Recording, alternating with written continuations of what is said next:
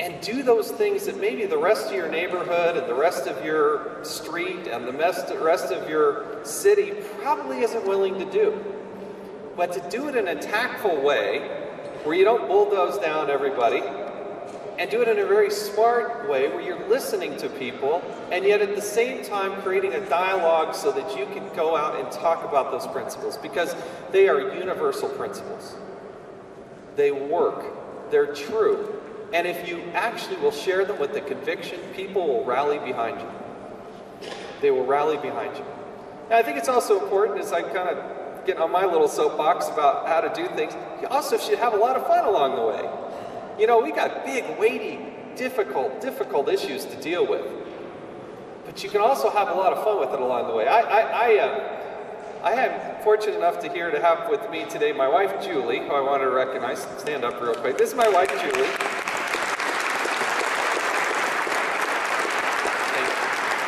And if you want to get to know me, you really need to get to know Julie. You know, we tried to create this little atmosphere on Facebook. And believe me, your Facebook group does not need to be as large as what we've done. But when I started, it started with like dozens of people. And as it's kind of grown over the time, I think in part it's because we've had some fun along the way. I think the most popular post I put out there was when I had come home from being out of town, and I was just here for like one night. Then I had to get back on the airplane and fly back to Washington, D.C. And Julie was asked, she asked me, she said, Jason, the toilet is going to break. I promise you that toilet is going to break. I need you to fix it. And I kind of kept saying, well, you know, when it breaks, I'll fix it, I promise. You know, well, I'll get around to it. And sure enough, I was on the airplane, and they got this great thing on Delta now, that GoGo, where you can actually get online. And anyway, so I'm online, and sure enough, Julie sends me a message, an email. Toilet broke. And I thought, oh no, toilet broke. I feel so bad. And anyway, she called her dad, and she got all the stuff, and she kind of walked her through what she was supposed to do. And then she sent me this little picture back, and it was her camera phone, and all I could see is Julie's thumb like this, and then a picture of the toilet, and she wrote a message like, I fixed it, you know, thumbs up. So I posted that up to my Facebook. It's the #1 commented thing I've ever put on Facebook, because everybody said, why are we sending you to Congress? She's the one that fixes things, you know? And I guess my point is, one of the things I want to convey to you is that I really truly believe that if you can break bread with somebody, if you can laugh and smile and truly enjoy from your heart somebody's company, then when you want to get in and talk about the debt or the deficit or the healthcare bill or Afghanistan or some of these real weighty issues, I think you then have a better chance of being able to say, gosh, I'd like to run for a state delegate position. Will you help me? Will you support me? People are much more apt to do that, because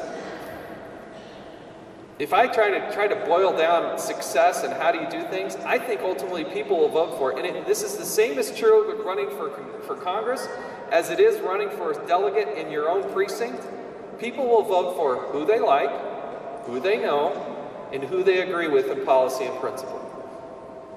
And if you really digest that formula, who they like, who they know, who they agree with on policy and principle, you start to realize that you can't just show up the day of or the night before those delegate meetings and say, hey, vote for me, I'm going to do this, this, and this, and I'm going to vote for this person, that person, this person.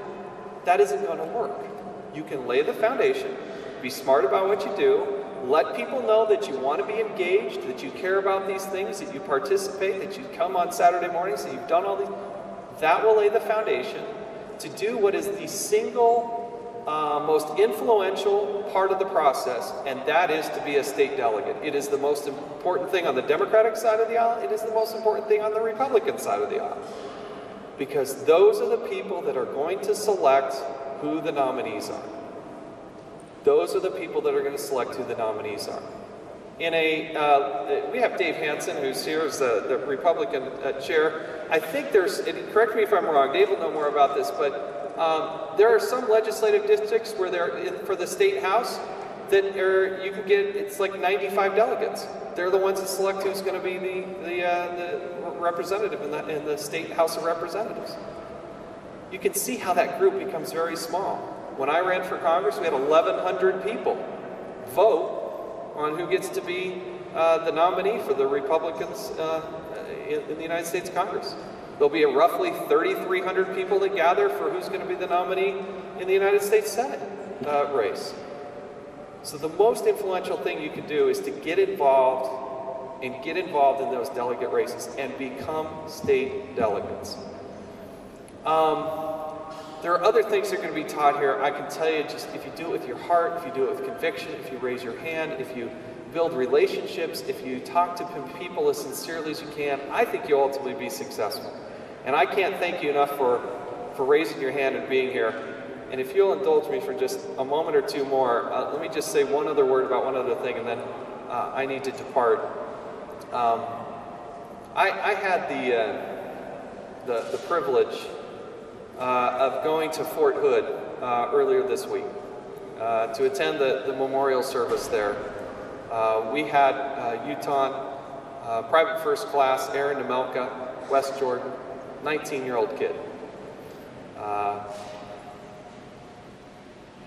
He was killed. He was murdered. And I gotta tell you, that was a beautiful, sweet ceremony for the family, which is probably the most important thing. I had the opportunity to visit with his mother and his father. And they were so proud of their son, Aaron. I think a little almost overwhelmed by the outpouring of the number of people and the attention that it all received. It's such an amazing thing because there was this outpouring for this family and these victims and the people that have been killed. And yet they still felt humble enough to be almost embarrassed by it, all the attention. But I gotta tell you, it's guys like Aaron and those men and women who are here in this room and friends and relatives and people that we don't even know who have also raised their hand to serve this country in our military. It's very appropriate that earlier this week we celebrated Veterans Day.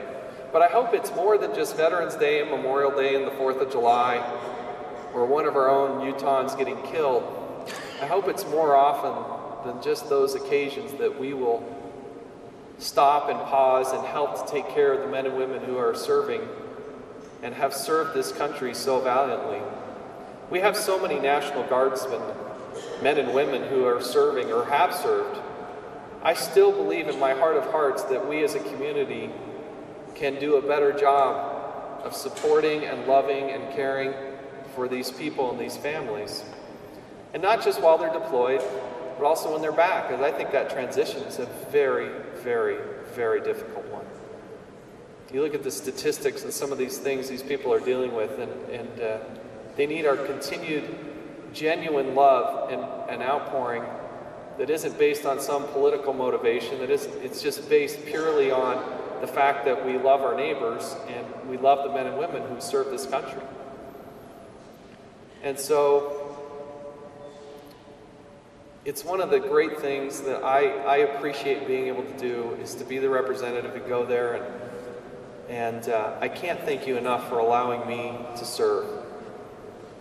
We need everybody to serve and step up to make this country as strong as we possibly can. It's very real people making very real decisions. And who gets to be there in the room to select who those people are?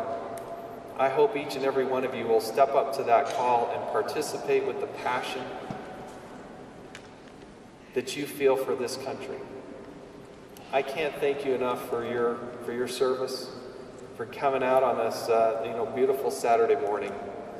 Thank you so much, and may God bless the United States of America.